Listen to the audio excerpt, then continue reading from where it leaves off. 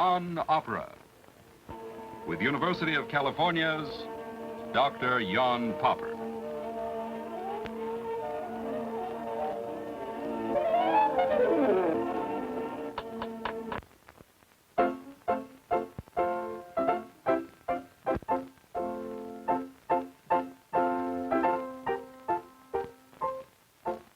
Well, hello everybody. Glad to see you again. The last time I had the pleasure of discussing with you the youthful operas of Mozart. Now, today we come to the point where Mozart has settled down in Vienna. He has broken with the Archbishop in Salzburg, who stood in the way of his liberty. He has left Salzburg for good, and he's now what we might call today freelancing. By the way, he also got married. Here's his wife, Constanza, a rather attractive young lady. He loved her to his dying day, although I don't believe she quite understood his genius. These last 10 years contain the real operatic masterworks of Mozart. A restudy of Bach and Handel, a study of what an opera plot really should be like, and of course, the knowledge of symphonic music in great masterworks. Let's look at a list of his operas. On the left side, you find the Italian works, on the right, the German ones. Now, there is not just a difference in language, but also of style. You see, a German comic opera was called a Singspiel, a song play. And those Singspiels before Mozart were not quite of a high standard. They were just simple plays with a few little ditties in there. It took a Mozart to raise it to a higher level. So first he wrote The Abduction from the Seraglio, then these three great masterworks, The Marriage of Figaro, Don Giovanni, and Così fan tutte, that's the way women are, or also called School for Lovers. The plot of these works were written by Lorenzo da Ponte. At the same time, while writing Figaro, a German Singspiel, the Impresario, that gives the troubles that the theatrical manager has with his two prima donnas. And then finally, The Magic Flute, again a German opera. At the same time, a commission came to write The Clemency of Titus. He had to write this work within 18 days, and much of the music is, of course, hastily written. Let's talk just for a moment about Lorenzo da Ponte. You know, he's an interesting gentleman and still quite underrated because he wrote his plots so to give Mozart a real chance for his music. By the way, this same gentleman had to leave Vienna after a while because he did not always like to pay his debts. He immigrated to the United States, where he arrived in 1805. And there he was very instrumental in bringing the first Italian companies to this country. But now, if you please follow me to a piano, I would like to play some of these Viennese masterworks for you. Mozart had hardly settled in Vienna when his first great opportunity came. Emperor Joseph II had decided to abolish his Italian opera company in Vienna, probably it was a little too expensive, and to establish a German national theater instead. And of course, works were needed for this newly born theater. So the choice fell upon Mozart. And the result was Die Entführung aus dem Serail, The Abduction from the Seraglio. The plot furnished him by Gottlob Steffani was a typical Singspiel, but Mozart wouldn't accept just anything. Oh, the dialogue was cut down, and Mozart saw to it that important arias were given to his favorite singers, such as the basso Fischer, who had a beautiful voice. Now, of course, you already have heard some of the music, like the overture. You see, this is an Oriental play, and Turkish music was needed. So the tinkle of triangles, cymbals, and bass drum and a piccolo go all through this music. Turkish music was so fashionable at that time. Now, why don't you meet some of the characters in the opera? First of all, there is Osmin the basso. He's the guardian of the household of the Pasha, and he paces the stage like a wild animal to see that nobody oversteps those boundaries. Erst geknöpft, dann gehangen, dann gespießt auf heiße Stangen, dann verbrannt, dann gebunden und getaucht, zuletzt geschunden. Erst geknöpft, dann gehangen, dann gespießt auf heiße Stangen. I don't know how many of you talk German, but it means exactly what it sounds like. By the way, the real villain of the opera, who turns out to be a hero in the end, is Pasha Selim. Now, after all the parts had been cast, there was no voice left for the hero, for Pasha Selim. So an actor had to do, and the main role is a speaking role. Another important part is the one of Belmonte, the tenor. Now, the Heldentenor, the heroic tenor, had not yet been invented. And the tenors of Mozart are lovely and lyric and light. So Belmonte enters looking for his beloved Constanze, who has been captured by the Pasha, and sings, "Oh, how anxious and how fiery beats my heart with joy and fear." And actually you can hear the heartbeat right there in the orchestra. Tenors also had to sing coloratura in these days.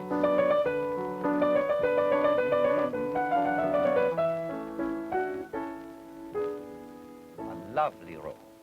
Then there is Constanza. Now that is a difficult role. If you imagine Helen Traubel, the volume of Traubel, and the coloratura of Lily Pons, and to fuse these two, then you have Constanza. One of the greatest singers of all time, Madame Cavalieri, sang this role. Some of the melodies she does are very lyric and lovely.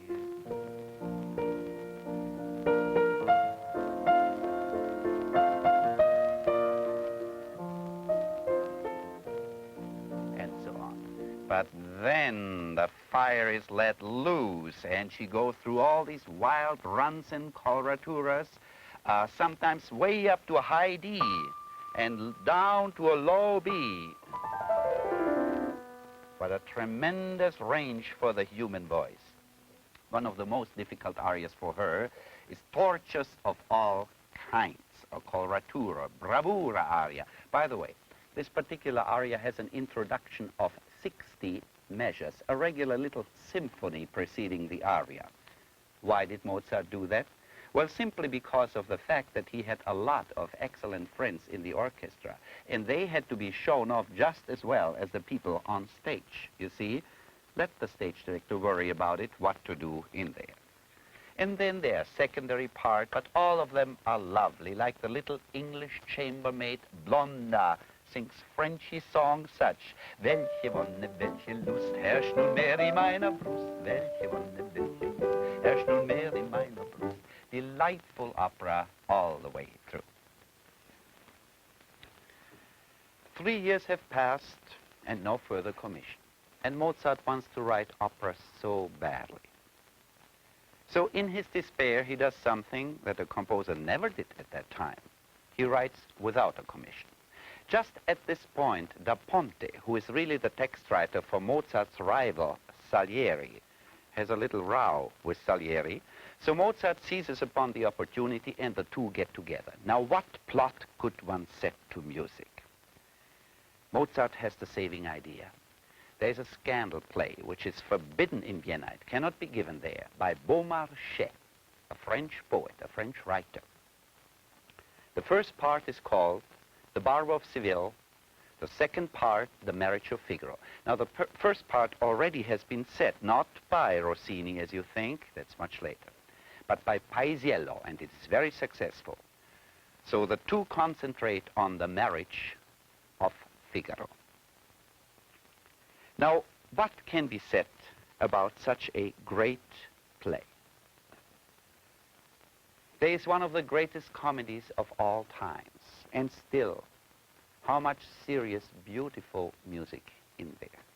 I believe I already told you the last time how wonderful the characterization is all through the opera. 50% of this work are filled with ensembles, duets, trios, quartets, And those finales, those symphonic finales, they start with 2, work up to 3, and to a thrilling experience until the curtain falls. More than that, it's wonderful how Mozart will follow a lyric, quiet song with a gay, buffa patter song. We would like to do one of those for you. I've brought my friend Heinz Blankenberg with me, who is now going to sing Figaro's aria from the last act. Now, at this point, Figaro thinks his little Susanne is betraying him, which she isn't, of course. So he'll tell you how he feels about women. Figaro, please. Men never trust a woman, I tell you what fools we are. Oh, fellow man, be smarter, don't be a blinded martyr. Wake up and look at women folk and see them as they are. And see them as they are, and see them as they really are. Though you may call them angels, and like a slave adore them, your love will merely bore them, but you will bear the scar. But you will bear the scar, but you will bear the scar.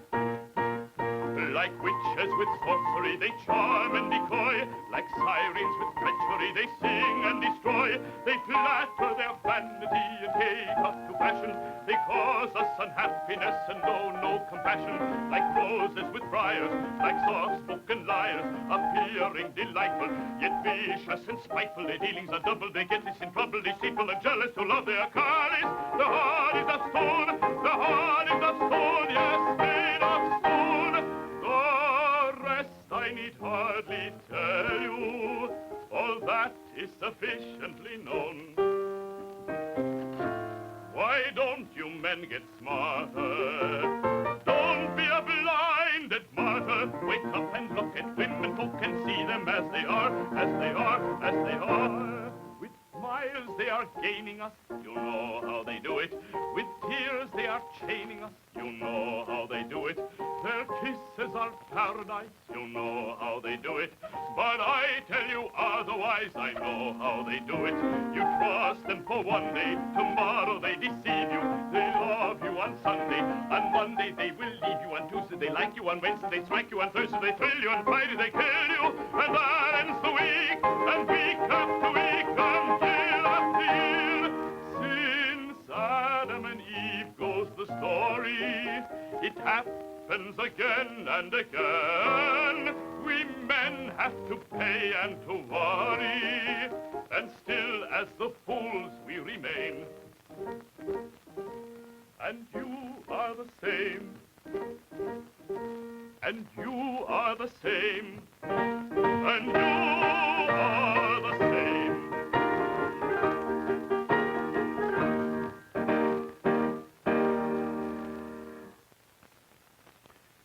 By the way, that was also a good example of opera in English.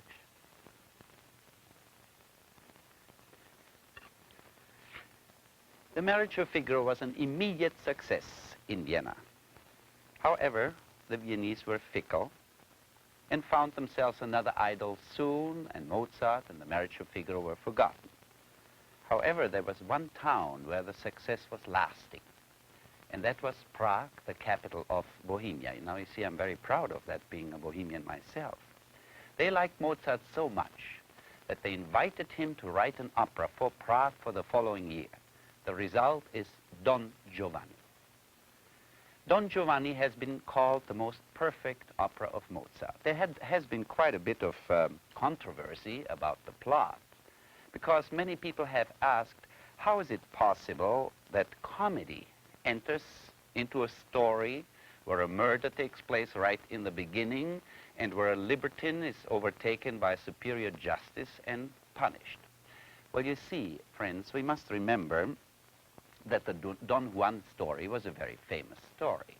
After all, for 200 years, plays and novels had been written about it, So let's look at it with 18th century eyes and realize that the authors had to put a different slant on the whole thing. Besides, there was a lot of comedy in the exploits of Don Giovanni. However, the Romantic age, the last century, did not acknowledge that. They wanted to bring out the tragedy. Just for fun, let's look at some of those romantic pictures of Don Giovanni.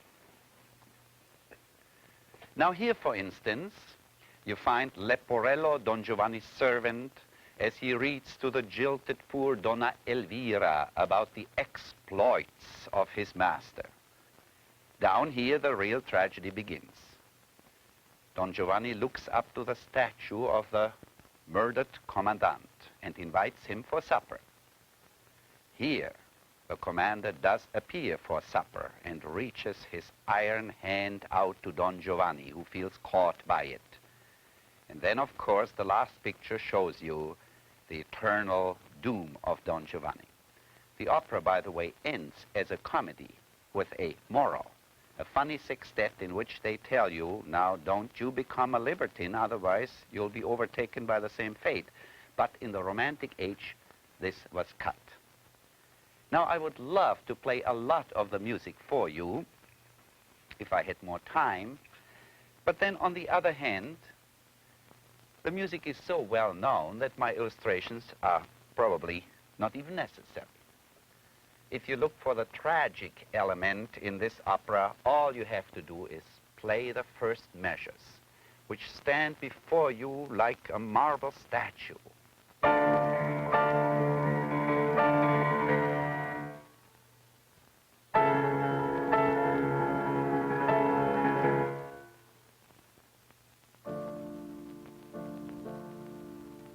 All the woe of the world, all the tragedy is in this music.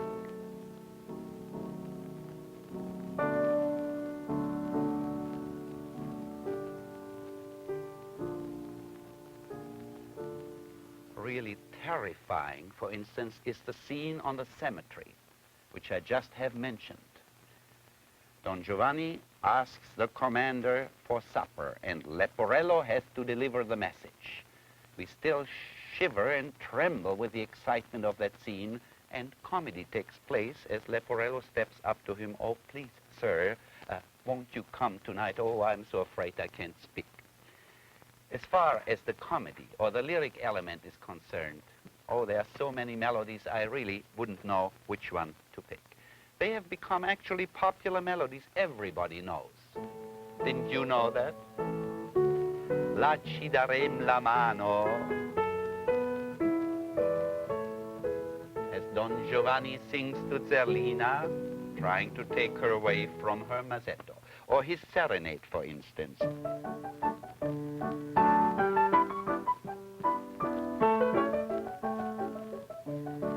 Not to speak about his champagne song. You know, the ladies are so sad when poor Don Giovanni has to die finally, especially when Ezio Pinzo or somebody like that sings the role.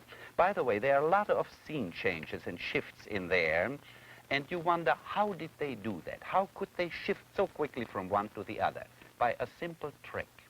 They had wings that jutted out onto the stage. For instance, on these wings were trees, painted, of course. That was a forest. All right? At a signal, a lever below the stage was pulled. Those wings would jut back, and other ones would come in, and there was the new scene. The play could go right on. There would be much to tell about Don Giovanni, but let's speak about the next opera, Così fan tutte. Joseph II was so amused by a happening in Vienna, actual happening, that he asked Mozart and Da Ponte to write this work. The plot is very simple. Two young officers are so much in love with their girls that they know they could never betray them. Don Alfonso, an elderly philosopher, tells them, now wait, boys, I've gone through the same thing. There is no faithful woman on this earth. So, of course, they get mad, a wager is being made. They bet 5,000 ducats that their girls will be faithful. They are made to go away to the wars and then come back and make love to each other's girl in disguise. That is the scene. Now, let's walk out into the scene and meet our players. Here are the young couples now, ready for the farewell. That's better. The girls are very sad, but the boys have been kind of enjoying this routine with kisses and embraces, and Don Alfonso is getting a little impatient. Your comrades are embarking. You must hurry. Just one last kiss, beloved. May God protect you. You won't forget you write me twice. I cross here. In I split my side down here. I split my side with love here.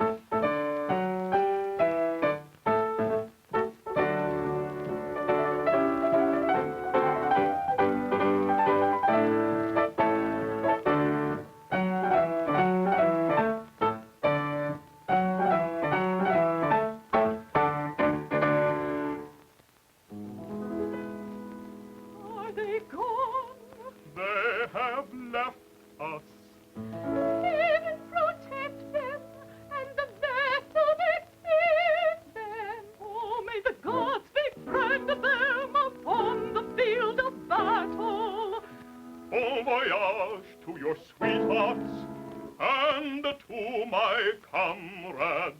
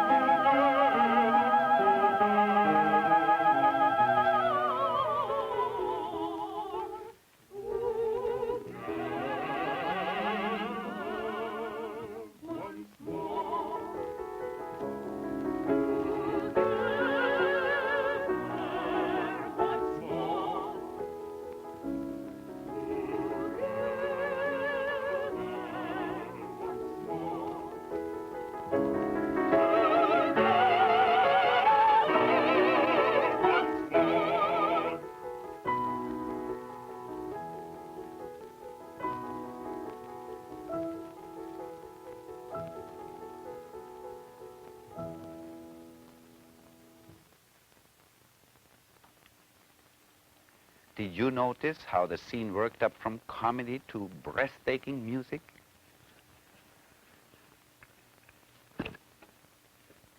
Shortly after Così fan tutte, dark shades descended upon Mozart's life.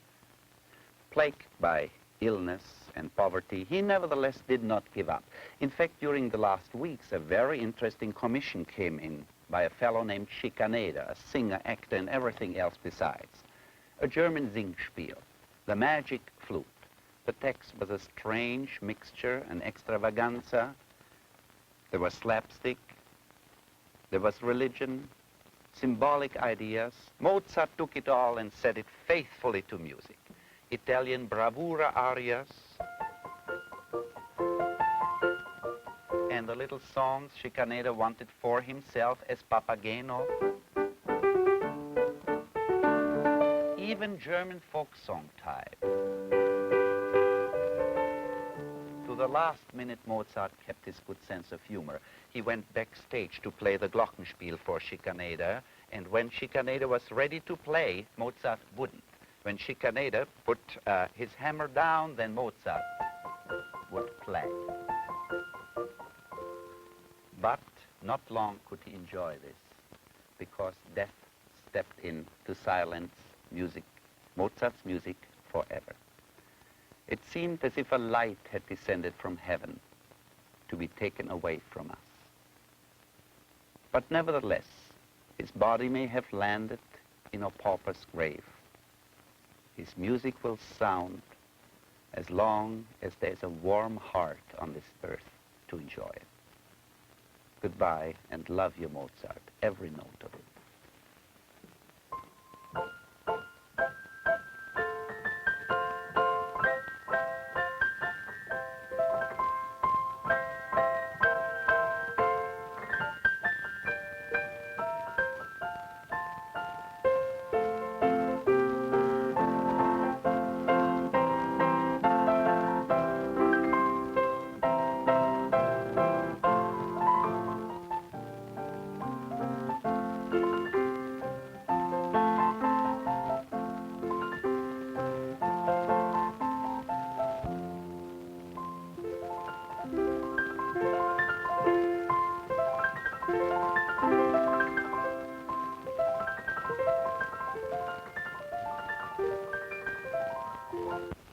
The preceding program produced for the Educational Television and Radio Center. This is National Educational Television.